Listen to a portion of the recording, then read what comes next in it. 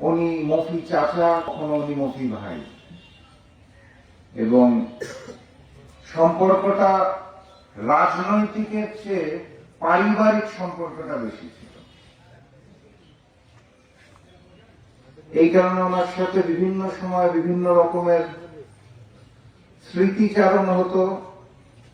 আমরা একে অপরের সাথে দুষ্টামি করে কথা বলতাম। আমাদের মধ্যে বয়সের একটা পার্থক্য থাকার পরেও কেন জানি সম্পর্কটা চাচা ভাতিজা ভাই থেকে একটা মনের টানে বন্ধুত্বর মতো হয়ে গিয়েছিল। মফি ভাইয়ের এভাবে চলে যাওয়াটা নিঃসন্দেহে আমাদের জন্য অত্যন্ত বেদনাদায়ক।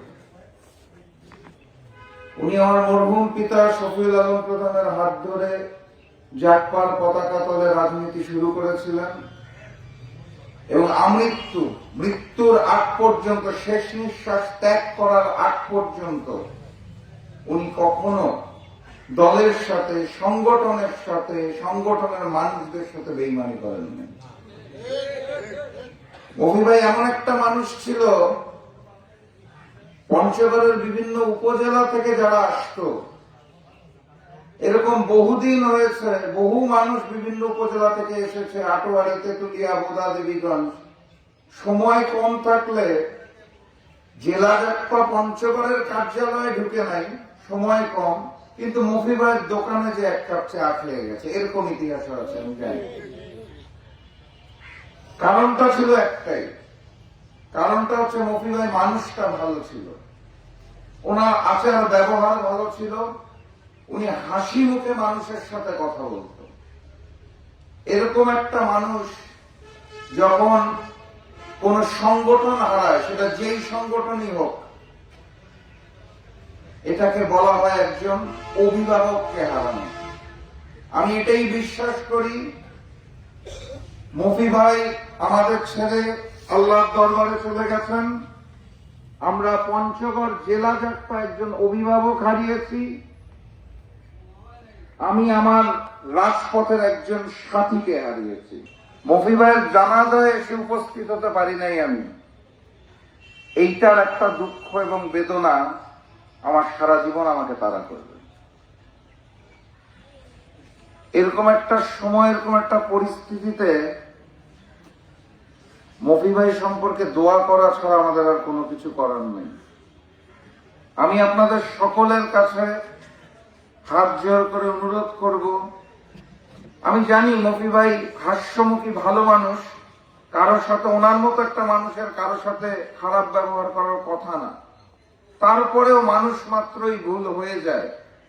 মফি ভাইয়ের কোন রকম কথাবার্তা, আচার ব্যবহারে আপনাদের কারো মনে যদি বিন্দু মাত্র কোনো দুঃখ, কষ্ট, ক্ষোভ জমে থাকে, আপনার আল্লাহর ওয়াস্তে মফি ভাইকে মাফ করে দিবেন। আপনারা সকলে দোয়া করবেন মফি ভাইয়ের কবরটাকে যাতে আল্লাহ প্রশস্ত করে দেয়। আপনারা মন খুলে দোয়া করবেন এই দুনিয়ায় থাকা অবস্থায় মফি ভাইয়ের মুখে যেভাবে সর্বদা হাসি লেগে থাকতো, ওপারের দুনিয়াতেও উনি যাতে ভাবে হাস্যমুখী অবস্থায় থাকতে পারে। আপনারা দোয়া করবেন মহান রব্বুল আলামিন মফি ভাইয়ের জীবদ্দশা সকল গুনাহ খাতা মাফ করে ওনাকে যাতে বেহেশতের সর্বোচ্চ জায়গায় স্থান দেয়। আপনারা সকলে আমার প্রাণপ্রিয় মফি ভাইয়ের পরিবারের জন্য দোয়া করবেন, যাদেরকে উনি রেখে গেছেন তারা যাতে এই শোকটাকে কাটিয়ে উঠতে পারে। আপনারা দোয়া করবেন, কারণ মফি ভাইয়ের ব্যবসা প্রতিষ্ঠান সংক্রান্ত জটিলতা এই মুহূর্তে প্রশাসনের হাতে আটকে আছে। প্রশাসনের পক্ষ থেকে যাতে মফি ভাইয়ের পরিবারকে তার ন্যায্য হিস্সাটুকু বুঝিয়ে দেয়, এই কারণে আপনারা দোয়া করবেন। আমরা আমাদের জায়গা থেকে স্পষ্টভাবে বলতে চাই, আমরা রাজনৈতিক পরিবার হিসেবে জাকপা অত্যন্ত শান্তিপ্রিয়। আমরা পায়ে পা দিয়ে ঝগড়া করতে অভ্যস্ত নই।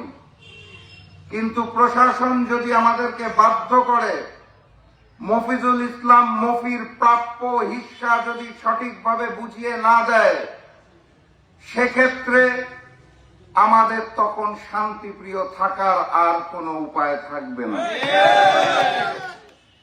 প্রশাসন যদি মনে করে থাকে পঞ্চগড় সুগার মিল এবং রেল লাইনের স্রষ্টা গমিরুদ্দিন প্রধান এই মুহূর্তে দুনিয়াতে নাই, মজলুম জননেতা শফিউল আলম প্রধান এই মুহূর্তে দুনিয়াতে নাই, গর্জন দেওয়ার জন্য পঞ্চগড়ে কোনো মানুষ নাই, তাহলে প্রশাসনকে মনে করিয়ে দিতে চাই, তাদের প্রবাহিত রক্ত আমার শরীরে বইছে। কোন রকমের বৈষম্য মেনে নেওয়া হবে না। মজলুমের হকটাকে বুঝিয়ে দিতে হবে। প্রশাসনের কার্যালয়ে একটা একটা ইট খুলে আনবো ইনশাআল্লাহ। সংগ্রামী সাথী এবং বন্ধুগণ, জুলাই গণঅভ্যুত্থানে রাজপথে ছিলাম। এই যে বিপ্লব ভাই 19 তারিখের গল্প বলছে, ফ্যাসিস্ট হাসিনা আমলের সেই সময়ও এখনই এসেছিল। শুক্রবার ছিল, জুম্মার নামাজের জন্য রাজপথে নেমেছিলাম, নামাজ পড়তে যাচ্ছিলাম। এই মার্কা মারা চেহারাটা দেখে আমাদের 5 জন যে পথে আসছি তখন পুলিশ গুলি করেছিল। সেদিন ইন্তেকাল করার কথা ছিল আমার। আল্লাহর রহমতে আপনাদের দোয়ায় হাসিনা আমলের জুলাই গণঅভ্যুত্থানের 19 জুলাই ইন্তেকাল করি নাই। এটার অর্থ হচ্ছে এই মুহূর্তে যে রাশেদ প্রধান আপনাদের সামনে দাঁড়িয়ে আছে, সে তার জীবনের 2য় অধ্যায় কাটাচ্ছে। মৃত্যু ভয় হাসিনা আমলের জুলাইয়ের 19 তারিখ ত্যাগ করে এসেছি। এখন মৃত্যুকে ভয় পাই না। ভারতীয় আধিপত্যবাদের বিরুদ্ধে ভারতীয় দূতাবাস ঘেরাও করতে যে এখন আর বুক কাঁপে না। প্রশাসন যখন বলেছিল দলবল নিয়ে আসলে যেতে যাওয়া হবে না, সেদিন ঢাকায় ঘোষণা দিয়ে একা 7 কিলোমিটার হেঁটে ভারতীয় দূতাবাসে ঘৃণা জানাতে গিয়েছিলাম। আমি আমার 2য় জীবন কাটাচ্ছি। দুনিয়ার মোহ আমার কাজ করে না। আমার নির্বাচনী আসন কুরবানি করতে আমার বুক কাঁপে না। মৃত্যুকে এই মুহূর্তে আর ভয় পাই না। অতএব আমার হারানোর কিছু নাই। পঞ্চগড়ের মফি ভাইয়ের প্রাপ্য বুঝিয়ে দিতে হবে।